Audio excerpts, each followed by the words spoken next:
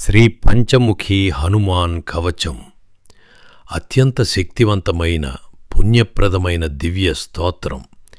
ఈ కవచాన్ని ప్రతిరోజు భక్తి శ్రద్ధలతో పారాయణ చేసినా లేదా భక్తితో విన్నా శ్రీ పంచముఖ ఆంజనేయ స్వామివారి అపారమైన అనుగ్రహం లభించి జీవితంలోని అన్ని రంగాలలో విజయం, శుభం, ఐశ్వర్యం కలుగుతాయని శాస్త్రాలు తెలియజేస్తున్నాయి. ఈ దివ్య కవచం భక్తులను ప్రతికూల శక్తులు, దుష్ట ప్రభావాలు, నరదృష్టి, చేతబడి, పితృదోషాలు, సూక్ష్మ శరీరాల బాధలు మరియు దుష్టశక్తుల నుండి రక్షిస్తుంది. అలాగే గృహంలోని వాస్తుదోషాల ప్రభావాన్ని తగ్గించి సానుకూల శక్తిని పెంపొందించటంలో సహాయపడుతుందని విశ్వసిస్తారు. జ్యోతిష్యపరంగా సూర్యుడు, అంగారకుడు, కుజుడు, శనిగ్రహాల ప్రతికూల ప్రభావాలను శాంతింపచేయటానికి కూడా ఈ కవచ పారాయణం ఎంతో మేలు చేస్తుందని భక్తుల విశ్వాసం. ముఖ్యంగా సూర్య, మంగళ, శని మహాదశలు లేదా అంతర్దశలతో బాధపడుతున్నవారు ఈ కవచాన్ని నిత్యం పారాయణ చేయటం లేదా శ్రద్ధతో వినడం వల్ల స్వామివారి కృప లభించి కష్టాలు తగ్గుతాయని చెబుతారు. అంతేకాకుండా ఈ పవిత్రమైన శ్రీ పంచముఖి హనుమాన్ కవచం ప్రమాదాలు, ఆపదల నుండి రక్షణ కల్పించి సురక్షితమైన ప్రయాణాన్ని ప్రసాదిస్తుందని విశ్వసిస్తారు. ఇది సంపూర్ణ ఆనందాన్ని, ధైర్యాన్ని, ఆరోగ్యాన్ని, విజయాన్ని ప్రసాదించి దురదృష్టాలను తొలగించి ప్రతి కార్యంలో విజయాన్ని అందిస్తుంది.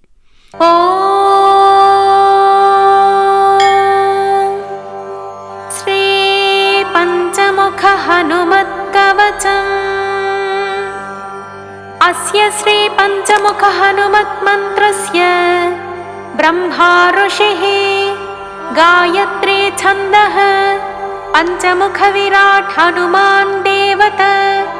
హ్రీం బీజం శ్రీం శక్తిః క్రౌం కీలకం క్రూం కవచం క్రైమస్త్రాయ ఫట్ ఇతి దిగ్బంధః. శ్రీగరుడ ఉవాచ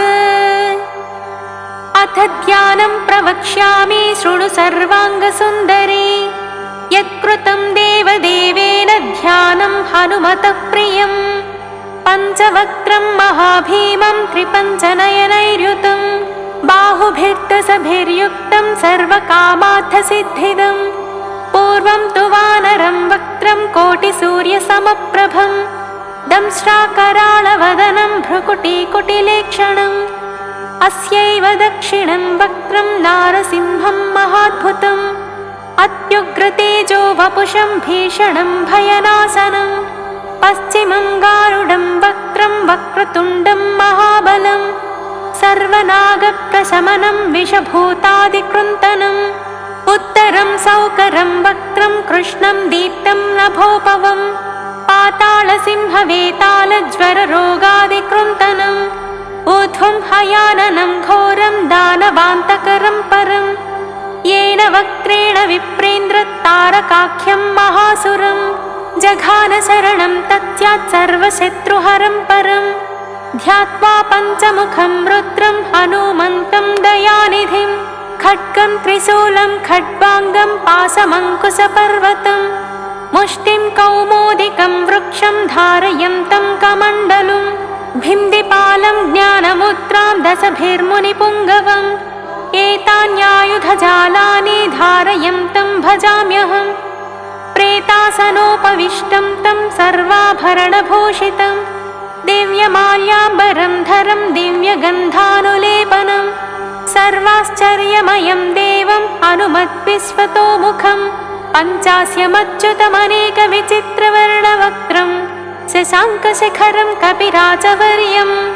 पीताम्बरादिमुकुटैरुपशोभिताङ्गं पिङ्गाक्षमाद्यमनिशं मनसा स्मरामि. मर्कटेशं महोत्साहं सर्वशत्रुहरं परं. शत्रुं संहर मां रक्ष श्रीमन्नापदमुद्धर. हरिमर्कटमर्कटमन्त्रमिदं परिलिख्यति लिख्यति वामतले. यदि नश्यति नश्यति शत्रुकुलं यदि मुञ्चति मुञ्चति वामलत। ॐ हरिमर्कटाय स्वाहा। ॐ नमो भगवते पञ्चवदनाय पूर्वकपिमुखाय सकलशत्रुसंहारकाय स्वाहा। ॐ नमो भगवते पञ्चवदनाय दक्षिणमुखाय कराळवदनाय नरसिंहाय सकलभूतप्रमथनाय स्वाहा। ॐ नमो भगवते पञ्चवदनाय पश्चिममुखाय गरुडाननाय सकलविषहराय स्वाहा। ॐ नमो भगवते पञ्चवदनाय उत्तरमुखाय आदिवराहाय सकलसम्पत्कराय स्वाहा। ॐ नमो भगवते पञ्चवदनाय ऊर्ध्वमुखाय हयग्रीवाय सकलजनवशङ्कराय स्वाहा। ॐ अस्य श्रीपञ्चमुखहनुमन्मन्त्रस्य श्रीरामचन्द्र ऋषिः अनुष्टुप् छन्दः पञ्चमुखवीरहनुमान् देवता हनुमान् इति बीजम् वायुपुत्र इति शक्तिः अञ्जनीसुत इति कीलकम् श्रीरामदूत हनुमत्प्रसादसिद्ध्यर्थे जपे विनियोगः इति ऋष्यादिकं विन्यसेत्।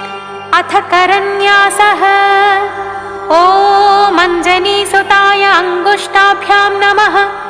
ॐ रुद्रमूर्तये तज्जनीभ्यां नमः। ॐ वायुपुत्राय मध्यमाभ्यां नमः। ॐ अग्निगर्भाय अनामिकाभ्यां नमः। ॐ रामदूताय कनिष्ठिकाभ्यां नमः। ॐ पञ्चमुखहनुमते करतलकरपृष्ठाभ्यां नमः। अथ अङ्गन्यासः। ॐ अञ्जनीसुताय हृदयाय नमः। ॐ रुद्रमूर्तये शिरसे स्वाहा। ॐ वायुपुत्राय शिखायै वषट्। ॐ अग्निगर्भाय कवचाय हुम्। ॐ रामदूताय नेत्रत्रयाय वौषट्। ॐ पञ्चमुखहनुमते अस्त्राय फट्। पञ्चमुखहनुमते स्वाहा इति दिग्बन्धः। अथ ध्यानम्। वन्दे वानरनारसिंहखगराट्क्रोडाश्ववक्त्रान्वितम् दिव्यालङ्करणं त्रिपञ्चनयनं देदीप्यमानं वृथा अस्ताब्जैरसिखेटपुस्तकसुधा कुम्भाङ्कुशाद्रिं हलं खट्वाङ्गं फणिभूरुहं दशभुजं सर्वारिवीरापहम्। अथ मन्त्रः। ॐ श्रीरामदूताय आञ्जनेयाय वायुपुत्राय महाबलपराक्रमाय सीतादुःखनिवारणाय लङ्कादहनकारणाय महाबलप्रचण्डाय फाल्गुनसखाय कोलाहलसकलब्रह्माण्डविश्वरूपाय सप्तसमुद्रनिर्लङ्घनाय पिङ्गळनयनाय अमितविक्रमाय सूर्यबिम्बफलसेवनाय दुष्टनिवारणाय दुष्टिनिरालङ्कृताय सञ्जीविनी सञ्जीविताङ्गदलक्ष्मणमहाकपिसैन्यप्राणदाय दशकण्ठविध्वंसनाय रामेष्ठाय महाफाल्गुणसखाय सीतासहित रामवरप्रदाय षट्प्रयोगागम पञ्चमुखवीरहनुमन्मन्त्रजपे विनियोगः। ॐ हरिमर्कटमर्कटाय बं बं बं बं बं वौषट् स्वाहा। ॐ हरिमर्कटमर्कटाय फं फं फं फं फं फट् स्वाहा। ॐ हरिमर्कटमर्कटाय खें खें खें खें खें मरणाय स्वाहा। ॐ हरिमर्कटमर्कटाय लुं लुं लुं लुं लुं आकर्षितसकलसम्पत्कराय स्वाहा। ॐ हरिमर्कटमर्कटाय धं धं धं धं धं शत्रुस्तम्भनाय स्वाहा। ॐ टं टं टं टं टं कूर्ममूर्तये पञ्चमुखवीरहनुमते परयन्त्रपरतन्त्रोच्चाटनाय स्वाहा। ॐ कं खं गं घं ञं तं झं झं झं ञं तं ठं ढं ढं नं तं थं दं धं नं पं फं बं भं मं यं रं लं बं सं शंसं हम्लं शं स्वाहा इति दिग्बन्धः। ॐ पूर्वकपिमुखाय पञ्चमुख हनुमते तं तं तं तं तं सकलशत्रुसंहरणाय स्वाहा। ॐ दक्षिणमुखाय पञ्चमुख हनुमते कराळवदनाय नरसिंहाय ॐ ह्रां ह्रीं ह्रूं ह्रैं ह्रौं ह्रः सकलभूतप्रेतदमनाय स्वाहा। ॐ पश्चिममुखाय गरुडाननाय पञ्चमुख हनुमते मं मं मं मं मं सकलविषहराय स्वाहा। ॐ उत्तरमुखाय आदिवराहाय लं लं लं लं लं नृसिंहाय नीलकण्ठमूर्तये पञ्चमुख हनुमते स्वाहा। ॐ ऊर्ध्वमुखाय हयग्रीवाय रुं रुं रुं रुं रुं रुद्रमूर्तये सकलप्रयोजननिर्वाहकाय स्वाहा। ॐ अञ्जनीसुताय वायुपुत्राय महाबलाय सीताशोकनिवारणाय श्रीरामचन्द्रकृपापादुकाय महावीर्यप्रमथनाय ब्रह्माण्डनाथाय कामदाय पञ्चमुखवीर हनुमते स्वाहा। भूतप्रेतपिशाच ब्रह्मराक्षस साकिनीडाकिन्यन्तरिक्षग्रह परयन्त्र परतन्त्रोच्चाटनाय स्वाहा। सकलप्रयोजननिर्वाहकाय पञ्चमुखवीर हनुमते श्रीरामचन्द्रवरप्रसादाय जं जं जं जं जं स्वाहा। इदं कवचं पठित्वा तु महाकवचं पठेन्नरः एकवारं जपेत् स्तोत्रं सर्वशत्रुनिवारणं द्विवारं तु पठेन्नित्यं पुत्रपौत्रप्रवर्धनं त्रिवारं च पठेन्नित्यं सर्वसम्पत्करं शुभं चतुर्वारं पठेन्नित्यं सर्वरोगनिवारणं पञ्चवारं पठेन्नित्यं सर्वलोकवसङ्करं षड्वारं च पठेन्नित्यं सर्वदेववसङ्करं सप्तवारं पठेन्नित्यं सर्वसौभाग्यदायकम् अष्टवारं पठेन्नित्यमिष्टकामार्थसिद्धिदं नववारं पठेन्नित्यं राजभोगमवाप्नुयात् दशवारं पठेन्नित्यं त्रैलोक्यज्ञानदर्शनं रुद्रावृत्तिं पठेन्नित्यं सर्वसिद्धिर्भवेत् ध्रुवम् निर्बलो रोगयुक्तश्च महाव्याध्यादिपीडितः कवचस्मरणेनैव महाबलमवाप्नुयात् इति सुदर्शनसंहितायां श्रीरामचन्द्रसीताप्रोक्तं श्रीपञ्चमुखहनुमत्कवचम्।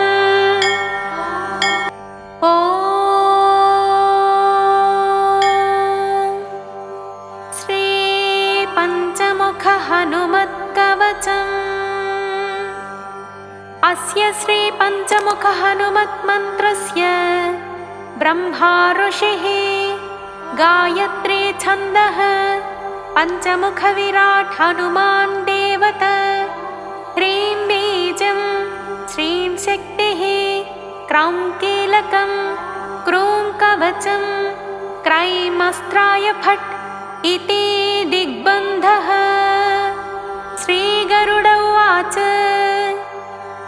अथ ध्यानं प्रवक्ष्यामि शृणु सर्वाङ्गसुन्दरी यत्कृतं देवदेवेन ध्यानं हनुमतः प्रियं पञ्चवक्त्रं महाभीमं त्रिपञ्चनयनैर्युतं बाहुभिर्दशभिर्युक्तं सर्वकामार्थसिद्धिदं पूर्वं तु वानरं वक्त्रं कोटिसूर्यसमप्रभं दंष्ट्राकराळवदनं भ्रुकुटीकुटिलेक्षणम् अस्यैव दक्षिणं वक्त्रं नारसिंहं महाद्भुतम् अत्युग्रतेजो वपुषं भीषणं भयनाशनं पश्चिमं गारुडं वक्त्रं वक्रतुण्डं महाबलं सर्वनागप्रशमनं विषभूतादिकृन्तनम् उत्तरं सौकरं वक्त्रं कृष्णं दीप्तं नभोपवं पातालसिंहवेतालज्वररोगादिकृन्तनम् ऊर्ध्वं हयाननं घोरं दानवान्तकरं परं येन वक्त्रेण विप्रेन्द्रतारकाख्यं महासुरं जघानशरणं तत्स्यात् सर्वशत्रुहरं परं ध्यात्वा पञ्चमुखं रुद्रं हनुमन्तं दयानिधिं खड्गं त्रिशूलं खड्वाङ्गं पाशमङ्कुशपर्वतं मुष्टिं कौमोदिकं वृक्षं धारयन्तं कमण्डलुं भिन्दिपालं ज्ञानमुद्रां दशभिर्मुनिपुङ्गवम् एतान्यायुधजालानि धारयन्तं भजाम्यहं प्रेतासनोपविष्टं तं सर्वाभरणभूषितं दिव्यमाल्याम्बरं धरं दिव्यगन्धानुलेपनं सर्वाश्चर्यमयं देवं हनुमद्विश्वतोमुखं पञ्चास्यमच्युतमनेकविचित्रवर्णवक्त्रं शशाङ्कशिखरं कपिराजवर्यं पीताम्बरादिमुकुटैरुपशोभिताङ्गं पिङ्गाक्षमाद्यमनिशं मनसा स्मरामि मर्कटेशं महोत्साहं सर्वशत्रुहरं परं शत्रुं संहर मां रक्ष श्रीमन्नापदमुद्धर हरिमर्कटमर्कटमन्त्रमिदं परिलिख्यति लिख्यति वामतले यदि नश्यति नश्यति शत्रुकुलं यदि मुञ्चति मुञ्चति वामलत ॐ हरिमर्कटाय स्वाहा ॐ नमो भगवते पञ्चवदनाय पूर्वकपिमुखाय सकलशत्रुसंहारकाय स्वाहा ॐ नमो भगवते पञ्चवदनाय दक्षिणमुखाय कराळवदनाय नरसिंहाय सकलभूतप्रमथनाय स्वाहा ॐ नमो भगवते पञ्चवदनाय पश्चिममुखाय गरुडाननाय सकलविषहराय स्वाहा ॐ नमो भगवते पञ्चवदनाय उत्तरमुखाय आदिवराहाय सकलसम्पत्कराय स्वाहा ॐ नमो भगवते पञ्चवदनाय ऊर्ध्वमुखाय हयग्रीवाय सकलजनवशङ्कराय स्वाहा ॐ अस्य श्रीपञ्चमुखहनुमन्मन्त्रस्य श्रीरामचन्द्र ऋषिः अनुष्टुप्छन्दः पञ्चमुखवीर हनुमान् देवता हनुमान् इति बीजं वायुपुत्र इति शक्तिः अञ्जनीसुत इति कीलकं श्रीरामदूत हनुमत्प्रसादसिद्ध्यर्थे जपे विनियोगः इति ऋष्यादिकं विन्यसेत् अथ करन्यासः ॐ अञ्जनीसुताय अङ्गुष्ठाभ्यां नमः ॐ रुद्रमूर्तये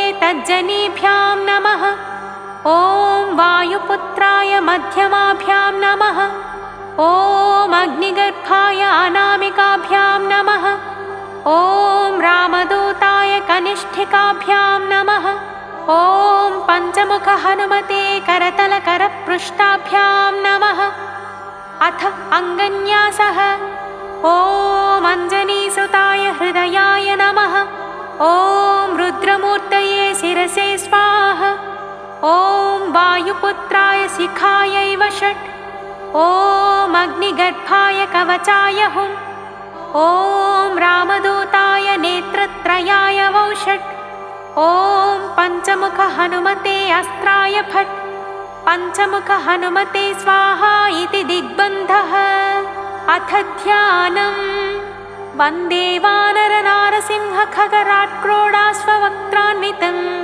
दिव्यालङ्करणं त्रिपञ्चनयनं देदीप्यमानं वृथा हस्ताब्जैरसिखेटपुस्तकसुधाकुम्भाङ्कुशात्रिं हलं खट्वाङ्गं फणिभूरुहं दशभुजं सर्वारिवीरापहम् अथ मन्त्रः ॐ श्रीरामदूताय आञ्जनेयाय वायुपुत्राय महाबलपराक्रमाय सीतादुःखनिवारणाय लङ्कादहनकारणाय महाबलप्रचण्डाय फाल्गुनसखाय कोलाहलसकलब्रह्माण्डविश्वरूपाय सप्तसमुद्रनिर्लङ्घनाय पिङ्गळनयनाय अमितविक्रमाय सूर्यबिम्बफलसेवनाय दुष्टनिवारणाय दुष्टिनिरालङ्कृताय सञ्जीविनी सञ्जीविताङ्गदलक्ष्मणमहाकपिसैन्यप्राणदाय दशकण्ठविध्वंसनाय रामेष्ठाय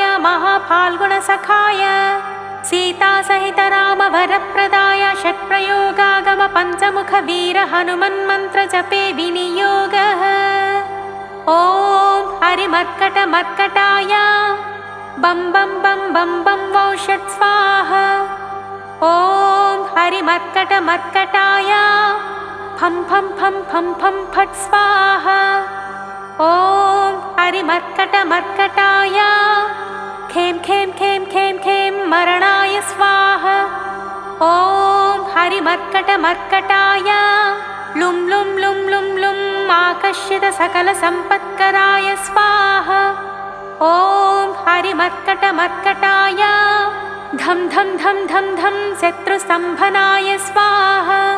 ॐ टं टं टं टं टं कूर्ममूर्तये पञ्चमुखवीरहनुमते परयन्त्रपरतन्त्रोच्चाटनाय स्वाहा।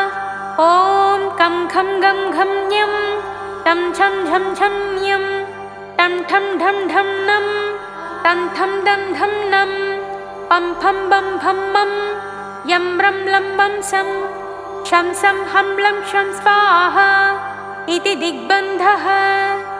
ॐ पूर्वकपिमुखाय पञ्चमुख हनुमते टं टं टं टं टं सकलशत्रुसंहरणाय स्वाहा। ॐ दक्षिणमुखाय पञ्चमुख हनुमते कराळवदनाय नरसिंहाय ॐ ह्रां ह्रीं ह्रूं ह्रैं ह्रौं ह्रः सकलभूतप्रेतदमनाय स्वाहा। ॐ पश्चिममुखाय गरुडाननाय पञ्चमुख हनुमते मं मं मं मं मं सकलविषहराय स्वाहा। ॐ उत्तरमुखाय आदिवराहाय लं लं लं लं लं नृसिंहाय नीलकण्ठमूर्तये पञ्चमुख हनुमते स्वाहा। ॐ ऊर्ध्वमुखाय हयग्रीवाय रुं रुं रुं रुं रुं रुद्रमूर्तये सकलप्रयोजननिर्वाहकाय स्वाहा। ॐ अञ्जनीसुताय वायुपुत्राय महाबलाय सीताशोकनिवारणाय श्रीरामचन्द्रकृपापादुकाय महावीर्यप्रमथनाय ब्रह्माण्डनाथाय कावदाय पञ्चमुखवीर हनुमते स्वाहा। भूतप्रेतपिशाच ब्रह्मराक्षस साकिनीडाकिन्यन्तरिक्षग्रह परयन्त्र परतन्त्रोच्चटनाय स्वाहा। सकलप्रयोजननिर्वाहकाय पञ्चमुखवीर हनुमते श्रीरामचन्द्रवरप्रसादाय जं जं जं जं जं स्वाहा। इदं कवचं पठित्वा तु महाकवचं पठेन्नरः एकवारं जपेत् स्तोत्रं सर्वशत्रुनिवारणं द्विवारं तु पठेन्नित्यं पुत्रपौत्रप्रवर्धनं त्रिवारं च पठेन्नित्यं सर्वसम्पत्करं शुभं चतुर्वारं पठेन्नित्यं सर्वरोगनिवारणं पञ्चवारं पठेन्नित्यं सर्वलोकवसङ्करं षड्वारं च पठेन्नित्यं सर्वदेववसङ्करं सप्तवारं पठेन्नित्यं सर्वसौभाग्यदायकम् अष्टवारं पठेन्नित्यमिष्टकामार्थसिद्धिदं नववारं पठेन्नित्यं राजभोगमवाप्नुयात् दशवारं पठेन्नित्यं त्रैलोक्यज्ञानदर्शनं रुद्रावृत्तिं पठेन्नित्यं सर्वसिद्धिर्भवेत् ध्रुवम् निर्बलो रोगयुक्तश्च महाव्याध्यादिपीडितः कवचस्मरणेनैव महाबलमवाप्नुयात् इति सुदर्शनसंहितायां श्रीरामचन्द्रसीताप्रोक्तं श्रीपञ्चमुखहनुमत्कवचम्।